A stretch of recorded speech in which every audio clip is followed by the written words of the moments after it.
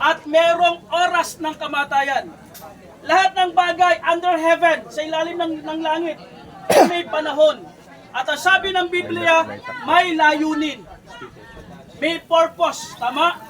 Wala hong nilikha ang Diyos na walang purpose. Kung bakit ako narito, at kung bakit ka na dyan, may layuning maganda ang Diyos. Amen. Amen. Ito po ay nakita ko sa aklat po ng Book of Acts, chapter 17. Ito po ang sabi ng Bible, verse 18.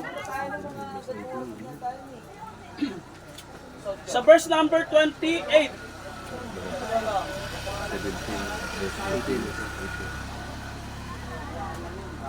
Ito po Ang sabi ng banal na kasulatan, dito sa talatang ito, tayo daw po ay nakikilos. Ang ating existing, ang ating pong pananatili, ang ating paggalaw is for Him. So nalikha ako ng Diyos, hindi lamang para doon sa gusto kong gawin. Ako'y naging tao, nilikha ng Diyos para magbigay ng kaluwalhatian sa Kanya. Amen. Hindi po Amen. yung dapat lamang gawin ko kung ano yung gusto ko. Tama? Nilikha ako ng Diyos para mabigyan siya ng kaluwalhatian. Alam ko po, maraming mga pinagkakaabalahan tayo. Marami tayong mga schedules. Tama? At meron tayong mga goals na sineset. Meron tayong mga dreams. Pero ang pinakamahalaga, sabi ng banal na kasulatan, ay yung meron tayong nagagawa para sa Diyos. Bakit? Sapagkat lahat ng mga bagay ay kinikilalang temporal. Tama? Pag salitang temporal, panandalian na. Ngayon kasama mo, bukas wala na. Tama? Tama. Nakailang cellphone ka na. Yung unang cellphone mo, gaano tumagal? Tama? Yung bisikleta mo, nakailang bisikleta ka na. Kasi nga walang lasting dito sa lupa. Ang mananatili lang sa harapan ng Diyos na napakahalaga ay yung minagawa kang paglilingkod sa Kanya. Amen. Sapagkat ang sabi ng Biblia, lahat tayo aharap sa Diyos. Lahat ng tao babawian ng buhay. Lahat ng tao mamamatay. Tama. Walang taong hindi mamamatay. Tama. Ang tanong, pag namatay ka, ginagawa ka na ba para sa Diyos? Tama? Tama. Maaaring napakaraming taon mo, iginugol mo sa maraming bagay. But my question is, sa Panginoon, may naipaglingkod na po ba tayo? Oh. Eh ba'y kung magkakabilangan, tama? Kung magkakabilangan, eh mas marami ka na ipaglingkod pa saan? Maaaring sa pamilya mo, maaaring sa magulang mo, nakapaglingkod ka sa Kanya. Salamat sa Panginoon kung sa bagay na yun, nagawa mo yun. Ikaw na kung saan, nasa kalagayan ng magulang na rin, tama? Saan ka naman naglingkod? Sa iyong mga anak. Tama? But my question, kamusta yung paglilingkod mo sa Panginoon? Tama? Paano natin may paglilingkod ang ating sarili sa Panginoon? Kinakailangan po magkaroon tayo ng tamang relasyon sa Kanya. Amen. Ang tamang relasyon sa Diyos ay nag-uumpisa sa pagkilala sa ating sarili. Sino ba ako sa harapan ng Diyos? Ang sabi ng Biblia sa Roma 3:23, ang lahat ay makasalanan. Wala dito mang isa na walang kasalanan, tama po ba? Tama. Lahat tayo ay may sala. At ang sala ay may kabayaran. Ang kabayaran ng kasalanan, kamatayan patungo sa impyerno. Tama. Ngayon, kung ako ay mamamatay, bawat isa ay mamamatay, kinakailangan, buhay pa ako, matay ako na, sa langit ako pupunta. No, sir? Lalo na ho kayo. Once na sinuot mo yung uniforme na yan, alam mo na. Diba? Nung sila ay nag-outtake, nangako, kasama ang kanilang pamilya, ano sinabi niya sa kanyang pamilya? Ang aking halos katawan ay nasa hukay na. Tama? Tama. Hindi ho sila lang ang nasa ganong kalagayan kahit wala ka sa uniforming ito. Ikaw man din ay mamamatay. Tama. Anumang oras, daratnang ka ng kamatayan. Tama. Eh, yung mga nagbibisikleta. Tama? Tama. Sagiin ka lang dyan eh. Tama? Bagsak ka na. Kaya kailangan pagandaan ng kamatayan. Kung ako'y mamamatay, ang tanong, sa langit mapupunta yung kaluluwa ko? Maaring tanong ito sa'yo, sa langit mapupunta ang iyong kaluluwa? Ang sabi ng Biblia, kung hindi mo pa natitiyak, dapat matiyak mo. Sapagkat bakit ko isusugal ang aking pong kaluluwa? Tama? Tama. Eh, pwede bang sabihin mo, eh di pag namatay, kung sa langit, eh di sa langit. Eh di Kailangan parang sigurado. inilagay ko sa sugal yung buhay mo, tama? Tama. Eh bay kung yung future mo nga eh, yung mga anak mo, yung anak mo nga eh, ina-assured mo. Ayun pa kayang buhay mo, hindi mo ilalagay sa sigurado. Ang Tama. Biblia ay may turo. Ang turo ng Biblia pwedeng matiyak. Yun ang good news. Ang sabi ng Biblia, pwedeng matiyak na sa langit ka pupunta. Sa paanong paraan? Makinig po kayo sa akin. Ang sabi po ng Biblia, para matiyak ang kaluluwa pupunta sa langit, ilalani mo si Kristo na siya'y namatay para sa iyo. Tama? Tama. Sapagkat ang sabi ng Biblia, lahat may oras. Baka mamaya, oras mo na. Tama? Di natin Tama. masasabi. Kinakailangan ngayon pa lang, matiyak mo na ng kaluluwa mo sa langit pupunta pag dumating ka sa kamatayan. Amen. At ang tanging paraan lang nun ay yung sinabi ni Kristo. Ang sabi ni Kristo, I am the way, the truth, and the life. No man cometh unto my Father but by me. Only Jesus Christ, the way, go to heaven. Walang pupunta sa heaven without Jesus. Amen. Because only Jesus paid the sins of the world on the cross. Hindi po relihiyon. Ito pong lugar na ito, hindi po relihiyon ito. Kahit anong relihiyon ka. Sabi nga namin dito, walang kulay.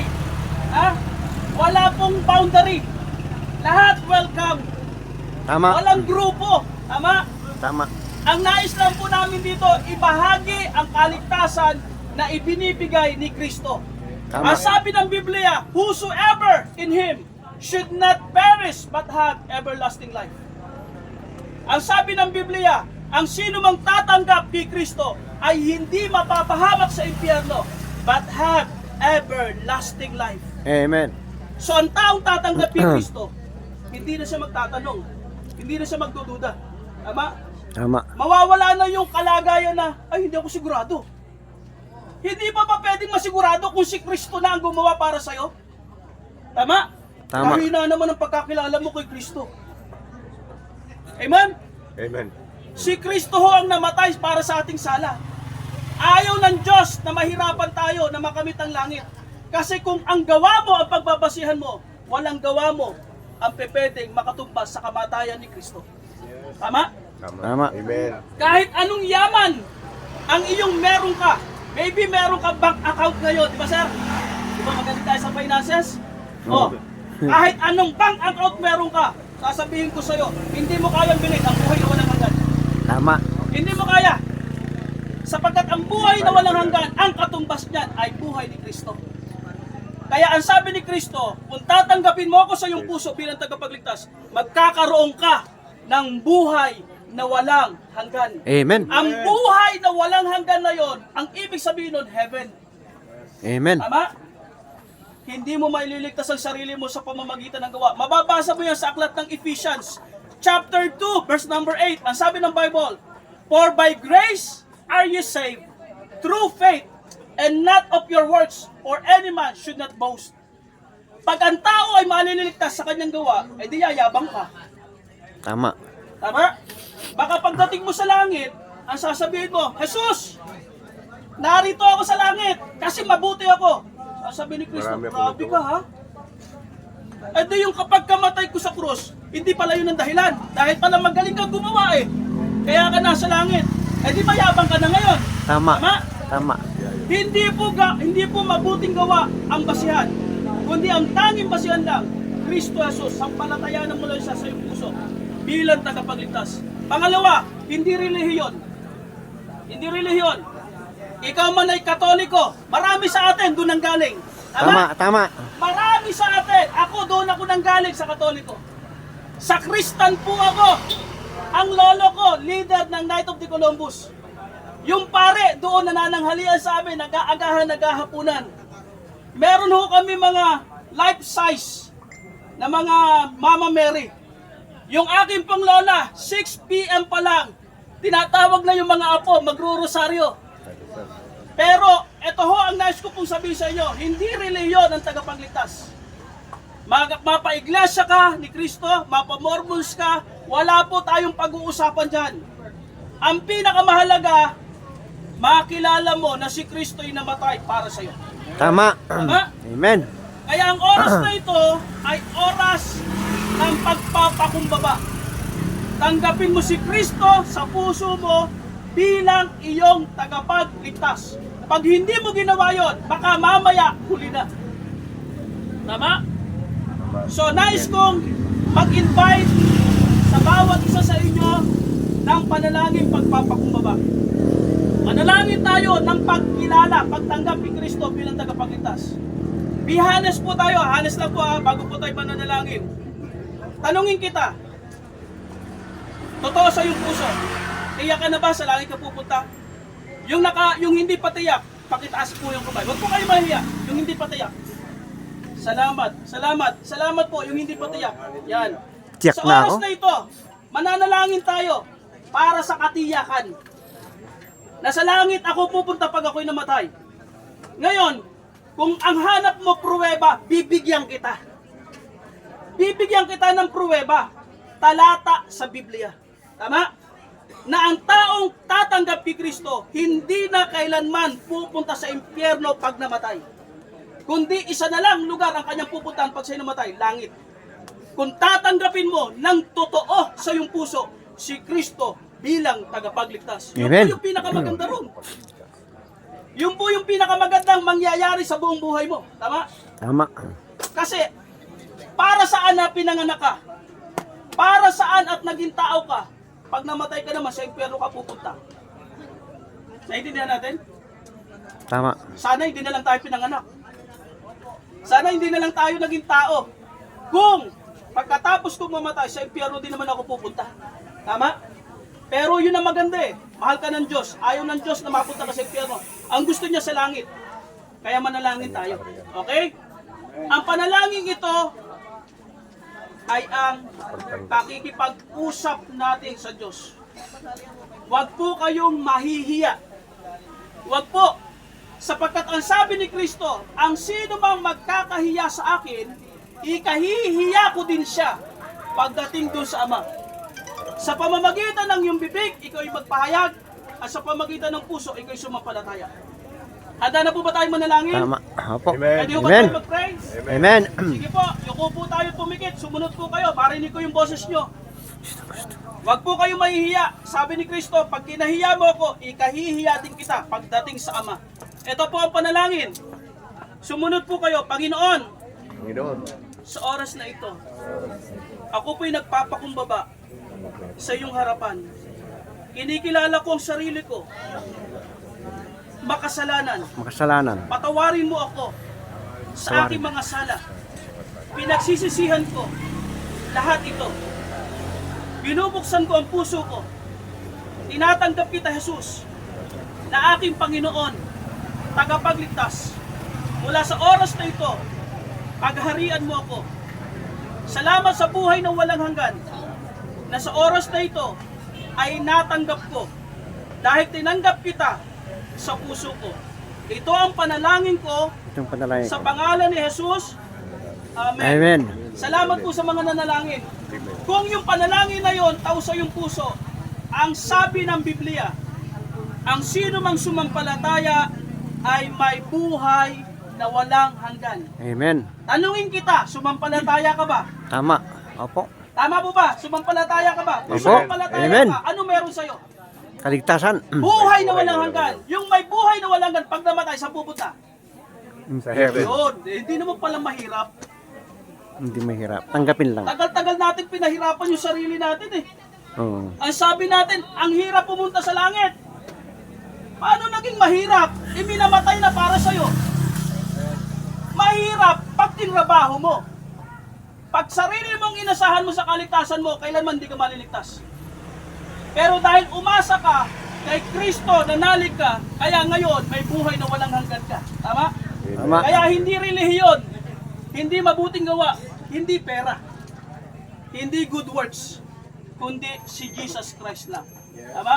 Tama. Ngayon, pruweba, bibigyan ko kayo ng ebidensya na lahat ng sumampalataya kay Kristo ay hindi napupunta sa impyerno, kundi sa langit na.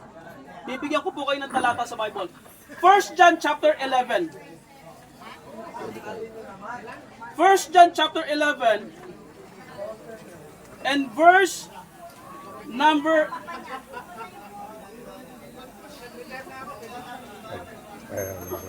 chapter 5 verse number 11 ng book of 1 John. Ito po, nasa huli po yun, huli.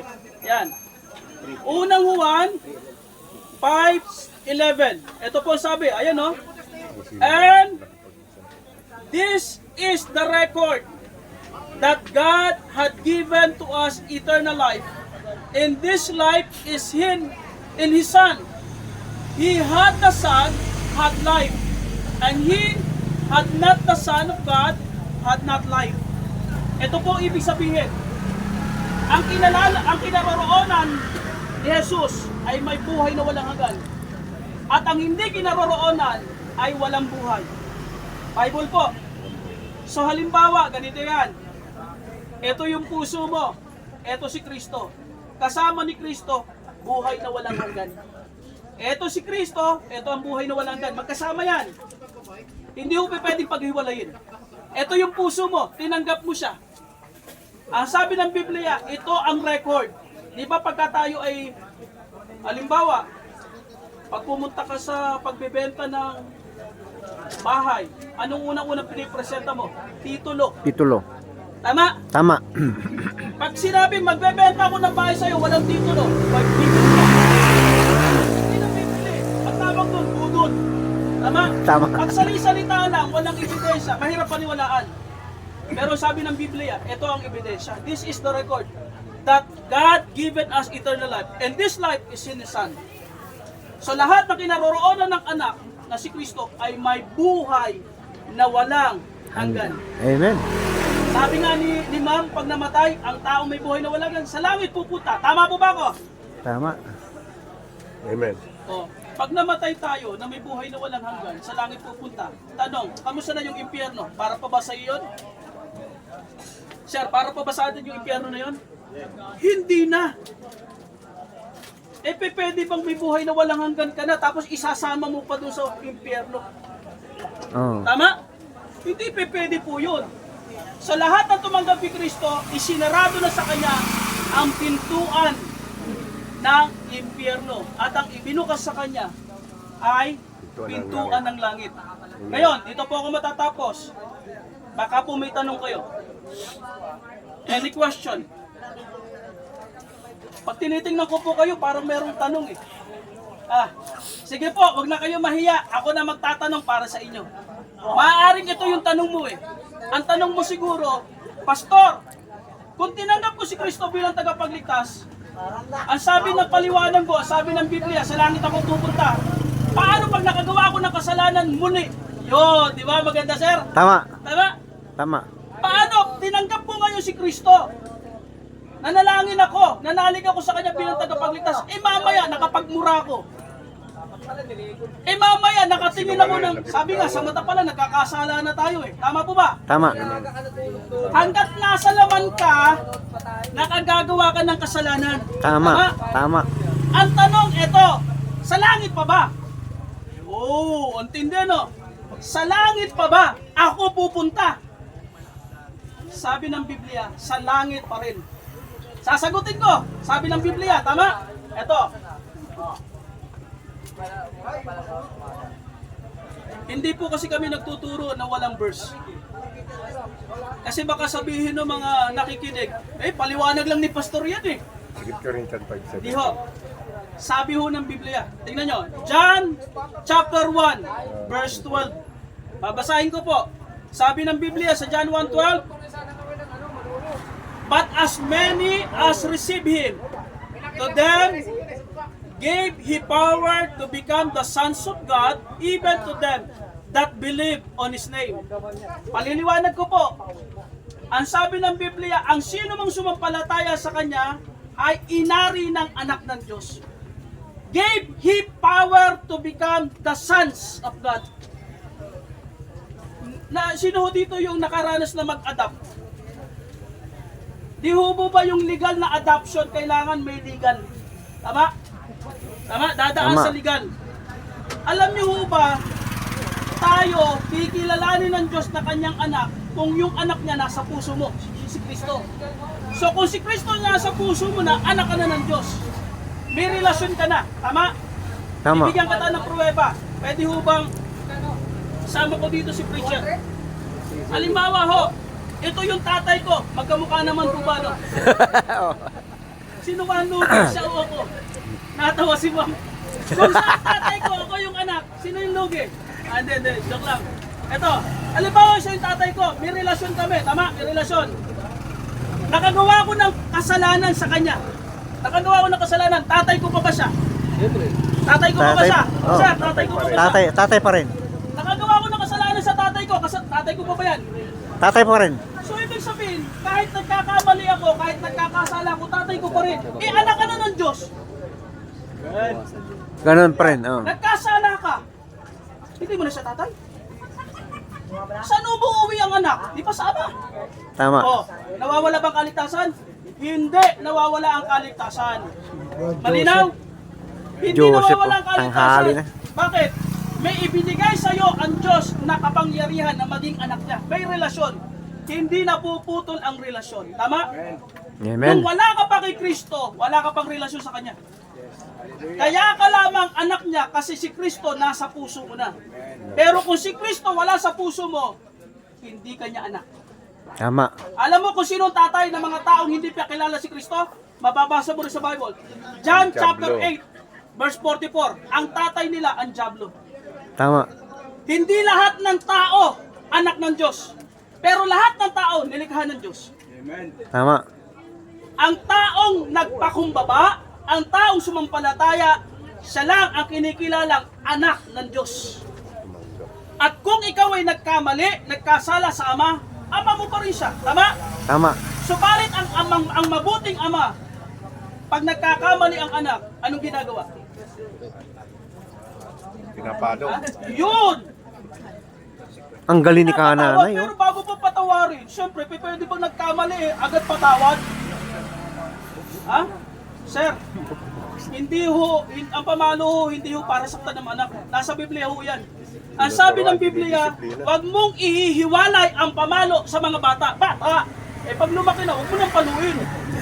Nakikinig ka yan eh.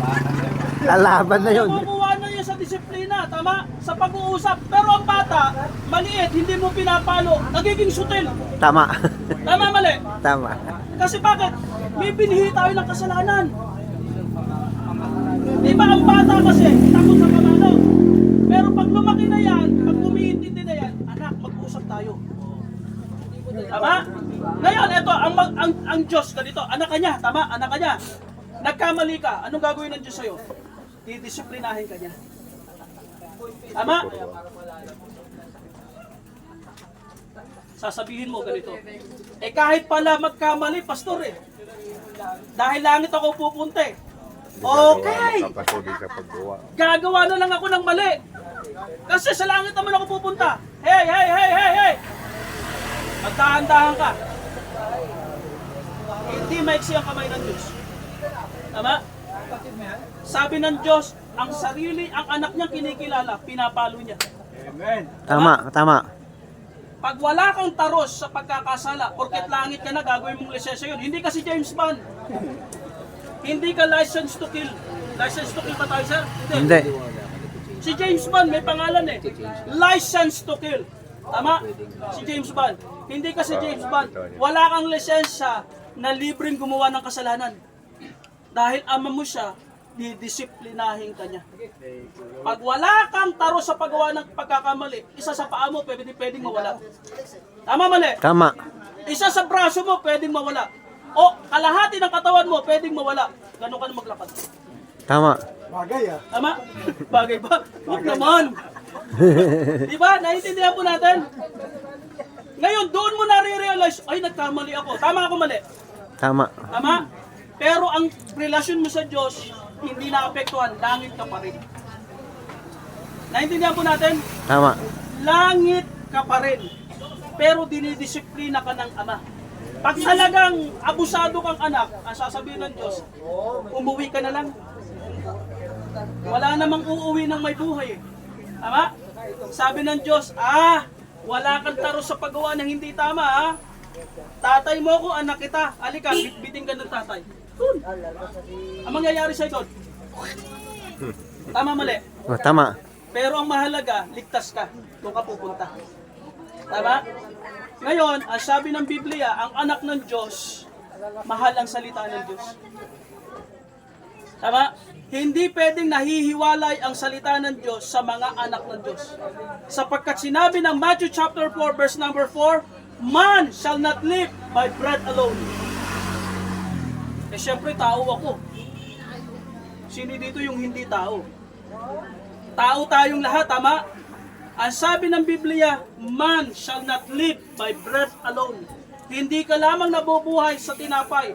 Hindi ka lamang nabubuhay sa material. But every word that proceeded the mouth of God. Kailangan mo ng salita ng Diyos. Amen? Sapagkat kung wala kang salita ng Diyos, hindi ka magiging mabuting tao. Tama po ba? Tama. Ang salita ng Diyos ang nagtuturo sa atin, ang nagdadala sa atin ng dunong unawa para maging mabuting tao. Tama? Tama. Kaya kailangan mo ng salita ng Diyos. Sapagkat hindi ka lamang pinubuhay ng Diyos sa tinapay, sa pansit, sa kape, kundi sa bawat salita ng Diyos na namumutawi sa Kanya. Amen. Any question po? Magpo-close na po tayo kung meron po kayo tanong. Huwag po kayo mahiya. Sige po, baka po may tanong kayo. Okay na po ba yung kaligtasan? Pastor, may kwan lang ako. Follow up lang, may dadagdag lang Sige po, ako. sige po.